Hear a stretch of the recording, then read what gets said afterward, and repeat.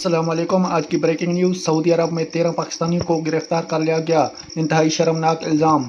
Riyadh Saudi अरब में bank fraud के इल्ज़ाम में 13 पाकिस्तानियों को गिरफ्तार कर लिया, जिनके कब्जे से 28 मोबाइल फ़ोन्स और सिम्स बरामद करके उनके खिलाफ कार्रवाई का आगाज़ कर दिया गया है। सऊदी अरब के इलाके धाम में मुकीम 13 पाकिस्तानियों का गिरोह लोगों को बैंक का अमला बताकर उनकी रकम को लूट रहा था। पुलिस ने कार्रवाई करते हुए 13 पाकिस्तानी शहरियों को गिरफ्तार करके उनके कब्जे से 28 मोबाइल फ़ोन्स, 30 सिम्स बरामद कर लिए हैं, जबकि पुलिस का कहना है कि मोबाइल फ़ोन से गिरोह के हाथों धोखाधड़ी का शिकार होने वाले अफराद का डेटा भी मिला है, जिन पर इन्हें पूछताछ के हवाले किया जा रहा है। ये थी आज की न्यूज़। नदीम बलोच को इजाज़त दें। अल्लाह हाफिज़।